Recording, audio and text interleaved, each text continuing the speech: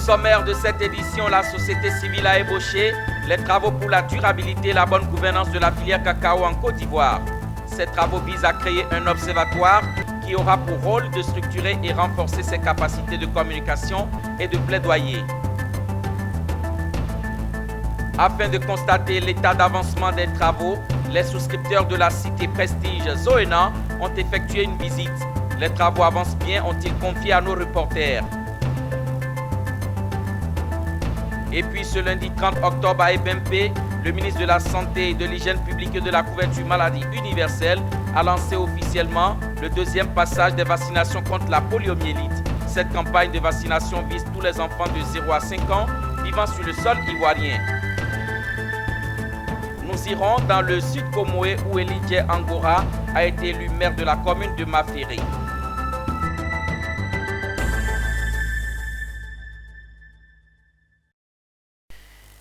Bienvenue à tous et merci de nous rejoindre sur Business 24 Africa pour l'actualité.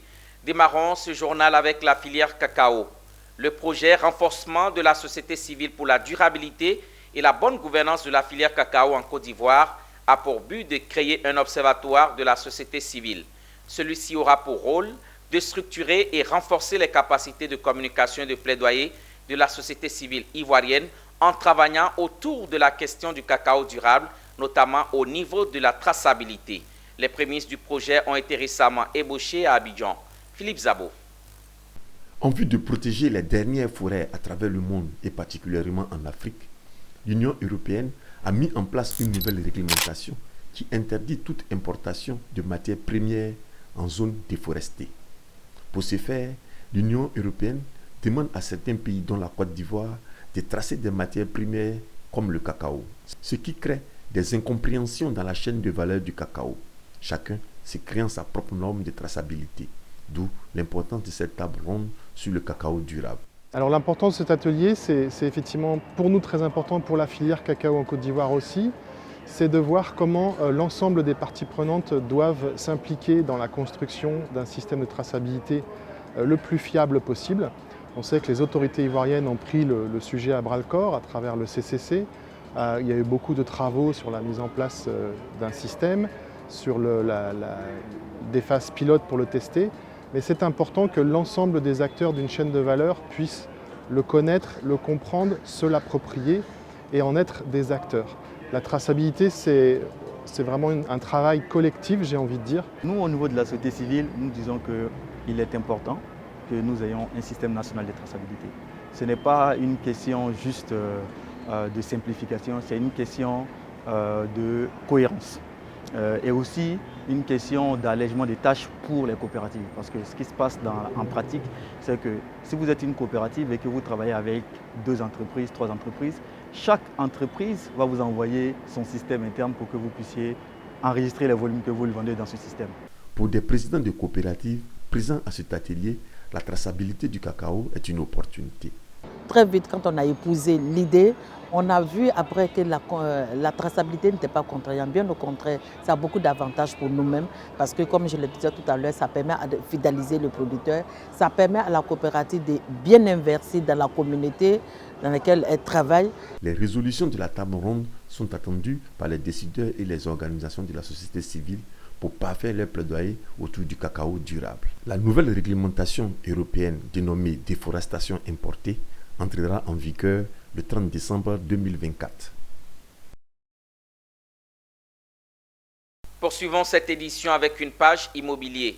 La cité Prestige Zoena de Bingerville a été visitée par les souscripteurs et futurs habitants.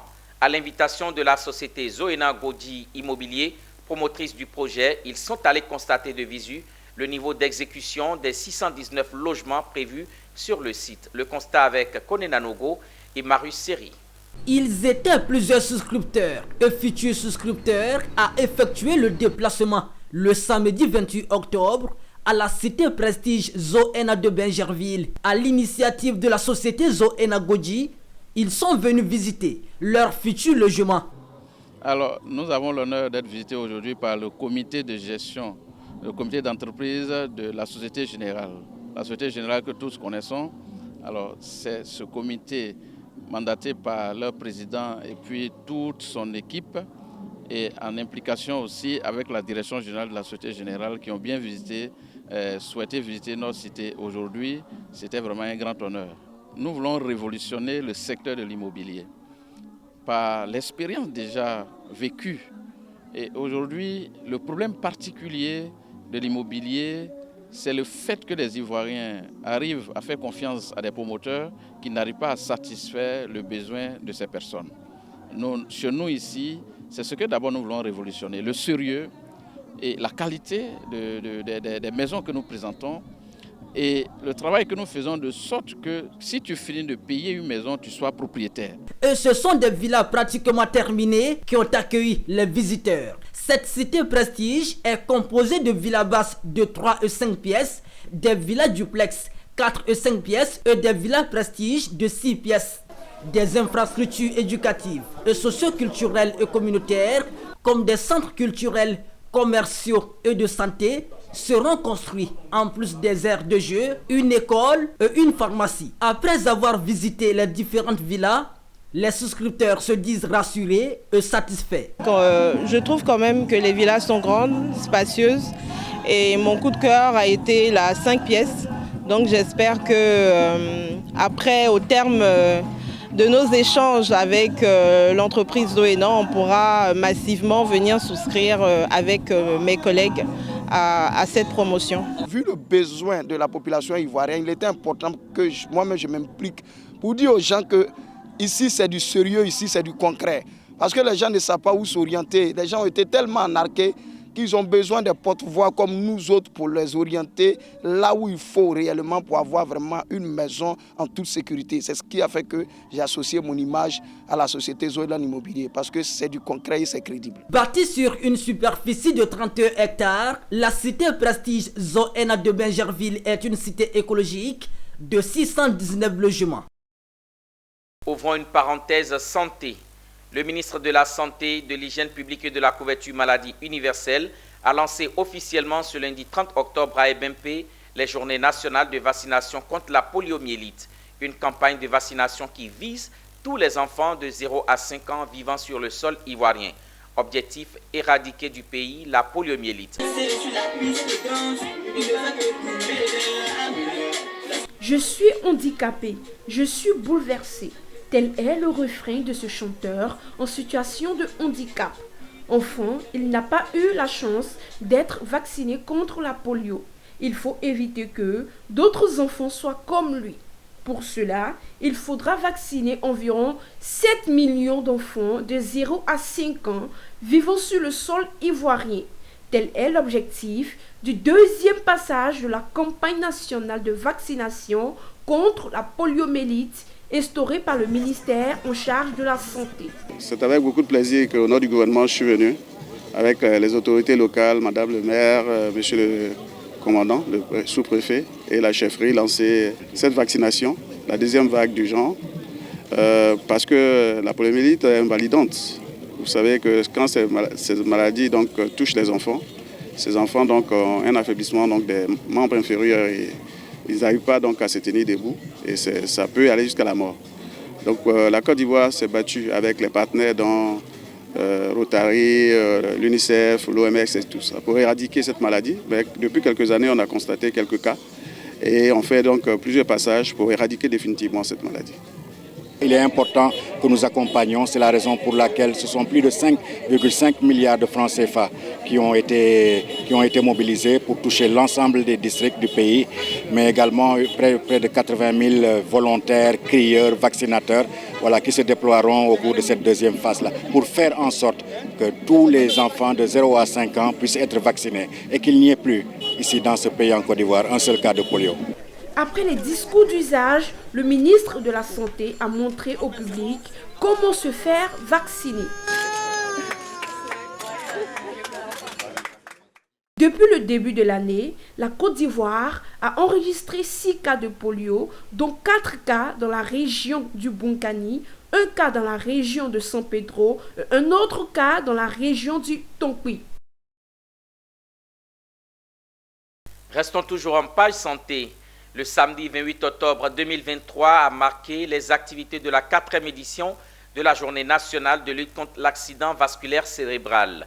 Organisée par l'ONG AVC Espoir, les activités se sont déroulées à l'Institut national de la santé publique sous le thème « Prise en charge des AVC en Côte d'Ivoire, défis et perspectives ». Cette journée avait pour objectif de sensibiliser la population ivoirienne sur l'importance de la prévention et de la prise en charge précoce des AVC. Plus de détails avec Michel Brault.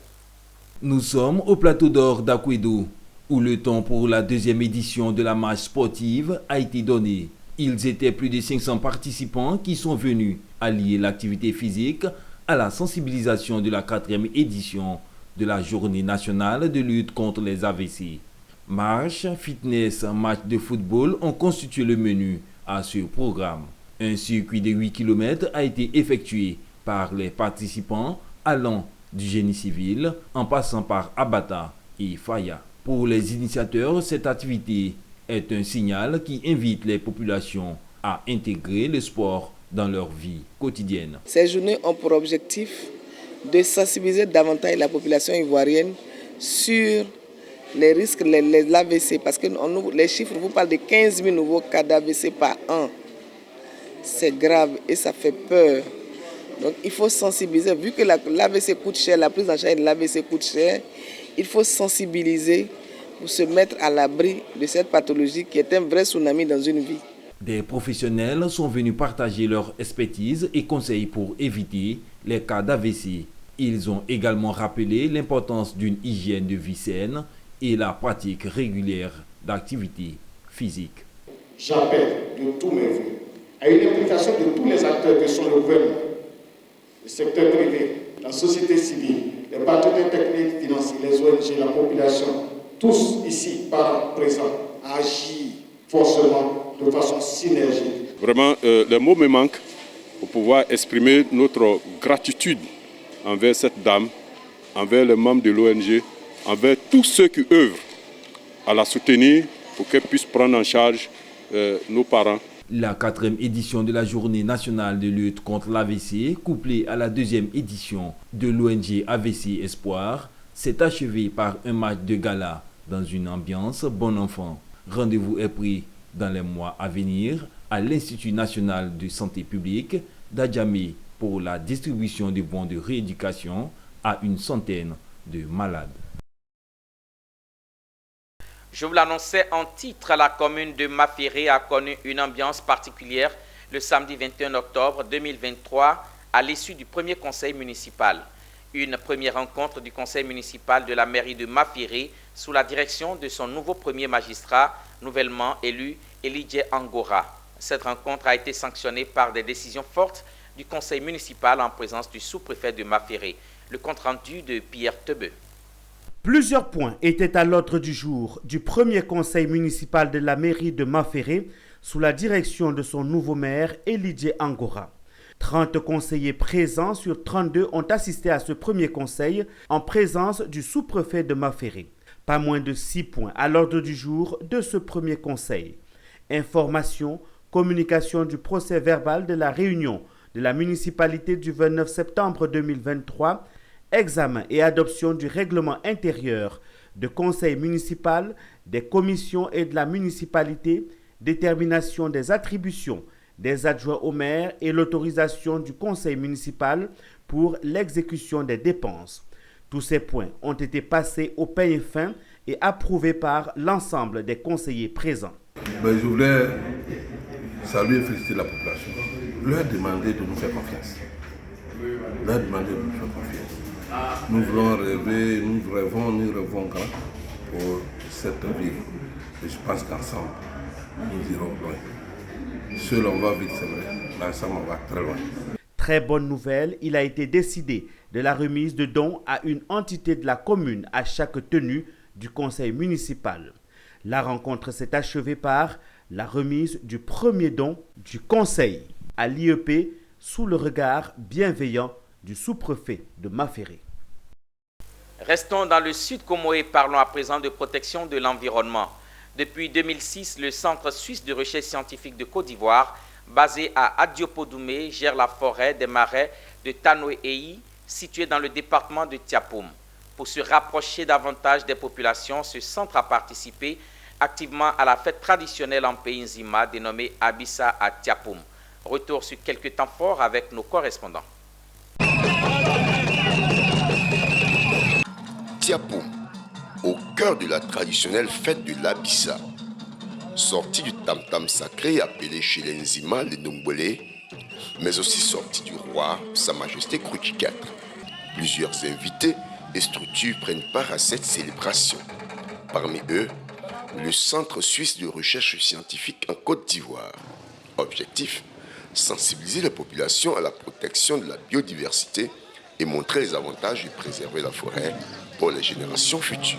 Nous sommes aujourd'hui à l'Abissa de Tiapoum, l'Abissa 2023, pour apporter notre soutien aux communautés avec lesquelles nous travaillons depuis un certain moment. Il faut signaler que depuis 2006, des chercheurs du Centre suisse de recherche scientifique en Côte d'Ivoire ont remarqué une forêt qui avait un intérêt pour la conservation très important. Et cette forêt-là, c'est la forêt des marais Tanoé-Eyi. Et au sein de cette forêt, il a été démontré qu'il y a de nombreuses espèces à statut de conservation particulier. Et il y a 11 villages de la zone dans laquelle nous sommes qui ont été associés pour assurer une gestion inclusive de cette forêt-là. Cette présence du Centre suisse de recherche scientifique à l'Abissa émeut les organisateurs. Ils en sont heureux. Aujourd'hui, c'est la sortie officielle de l'Ndombole, que nous appelons le Kundum. Et nous tenons à dire un grand merci au Centre suisse qui est venu cette année soutenir l'Abissa de Tiapoum. La forêt des marais Tanoé-Eyi s'étend sur 10 000 hectares et constitue le plus grand bloc des forêts qui reste au sud de la Côte d'Ivoire. Elle est d'une richesse exceptionnelle et d'une importance cruciale dans la conservation des espèces qui y résident. Sidi Tiemoko Touré a été reconduit au poste de ministre des Ressources animales et halieutiques dans le gouvernement du nouveau Premier ministre Robert Begré-Mambé. Pour cette confiance renouvelée à leur fils, les populations de Béoumi, dans leur ensemble, ont exprimé leur reconnaissance au chef de l'État, Alassane Ouattara. Emmanuel Bonzo. Ferveur et accueil en triomphe, c'est dans cette ambiance que les populations de Béoumi ont reçu le samedi 28 octobre dernier le ministre Sidi Touré.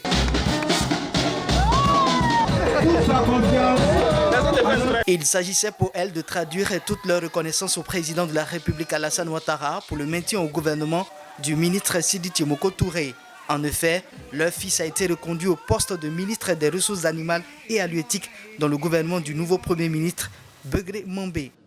Depuis son accession au gouvernement ivoirien, il a créé l'emploi jeune, une agence emploi jeune à Béoumi, qui est, je dirais, un organe qui nous permet, jeunes, de pouvoir nous orienter, de pouvoir opter pour des projets et nous permettre de se prendre en charge.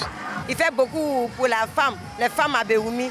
Donc vraiment, nous sommes contents de lui, nous sommes fiers de lui. Nous disons merci au président de la République, qui est son mentor. Cette reconduction s'est faite bien sûr avec la bénédiction du peuple codais. C'est pourquoi le chef de canton engage le peuple codais à soutenir fermement le ministre Sidoudi dans toutes ses actions. Dans leur ensemble, jeunes, vieux, femmes, guides religieux et chefferies traditionnelles venus non seulement de Béoumi, mais aussi de Bodokro et de Malabadiassa ont tenu à exprimer toute leur joie de voir Sidi Touré toujours proche collaborateur du président Alassane Ouattara. De son côté, le ministre des Ressources animales et halieutiques a remercié l'assistance pour cette forte mobilisation, preuve de tout l'intérêt accordé au chef de l'État dont les œuvres sont visibles et palpables dans le département de Béoumi. Cette nouvelle opportunité que le président Alassane Ouattara nous donne à travers le gouvernement Mambé s'articule autour de deux cibles principalement, les femmes et les jeunes. Mais la seule chose qu'on vous demande, c'est de vous entendre. Donnons la possibilité aux autres de comprendre qu'ici, nous, on est ensemble et on a besoin que tous les investissements arrivent ici dans le grand département de Béoumi. Devant ses parents, Sidi Touré a pris l'engagement de continuer de mériter la confiance du président de la République et surtout œuvrer pour que Béoumi bénéficie encore des fruits de la croissance du pays. Le Conseil régional de la Nawa a tenu sa première session ordinaire de la nouvelle mandature le vendredi 20 octobre 2023 en son siège à Soubré. Au programme, l'examen de plusieurs articles et la mise en place de commissions permanentes du Conseil ont été quelques points inscrits à l'ordre du jour. Michel Brou commente le reportage de Abel Yoboué. Soubré, région de la Nawa, nous sommes à l'ouverture de la première session ordinaire de la nouvelle mandature du Conseil régional. Plusieurs points importants ont été évoqués, notamment l'examen et l'adoption de règlements intérieurs des organes du Conseil régional de la Nawa. Ce sont au total 54 articles qui ont été passés en revue et examinés. Un autre point important était la mise en place de 11 commissions permanentes du Conseil régional de la Nawa. 50 membres ont été nommés pour le comité économique, social et environnemental. Le président du Conseil régional a également annoncé un programme d'action à mettre en œuvre au cours des 6 prochains mois. Ce programme sera axé sur des initiatives visant à améliorer le développement économique, social et environnemental de la région. La campagne est terminée. Nous devons maintenant mettre en place les organes qui vont guider, qui vont conduire le développement de notre région. Monsieur le préfet, merci beaucoup. Merci pour votre présence. Merci de nous avoir soutenus, de soutenir toujours la région. Il s'agissait de mettre les compétences de tous les fils et filles de la Nawa aux bons endroits pour pouvoir réussir le défi qui nous est donné, c'est à savoir le développement de notre région. Aujourd'hui, la voirie est un problème. Et pour aller de certains villages au soir au chef-lieu, c'est malheureusement les motos métrants qui marchent en lieu et place des véhicules. Donc nous allons sagement demander au nouveau président de se pencher sur la voie. La première session ordinaire s'avère être un succès pour le Conseil régional de la Nawa. Elle a permis à l'ensemble des membres de l'Assemblée de prendre des décisions importantes pour l'avenir de cette région. Les prochaines sessions sont attendues avec impatience et l'impact positif qu'elles auront sur la Nawa. En image et au Cameroun, la plateforme rulaise a conclu une transaction de 102 millions de dollars avec Climate Fund Managers CFM, selon le SCATEC, son principal actionnaire. Le fonds CFM apportera 55 millions de dollars de fonds propres pour une participation de 32% dans Rulaise et fournira également des prêts d'actionnaires pour un montant total de 47 millions de dollars, dont une partie des conditions préférentielles. SCATEC conservera toutefois une participation majoritaire de 68%. Et puis la Direction générale de l'énergie de la Commission européenne a annoncé que le projet d'interconnexion électrique entre l'Égypte et l'Europe, GREGI, est inclus dans la liste des projets d'intérêt mutuel de l'Union européenne. C'est l'annonce faite par le groupe Copelouzos, principal promoteur de ce projet. Le projet GREGI devrait en effet permettre de transporter de l'électricité propre produite en Égypte grâce à des parcs solaires ou éoliens d'une capacité de 9,5 gigawatts vers le continent européen à travers un câble électrique qui passera par la Grèce. Il nécessitera des investissements d'environ 3,8 milliards de dollars. Voilà, nous arrivons à la fin de ce journal, mais l'information se poursuit sur Business 24 Africa, la télé utile. À bientôt.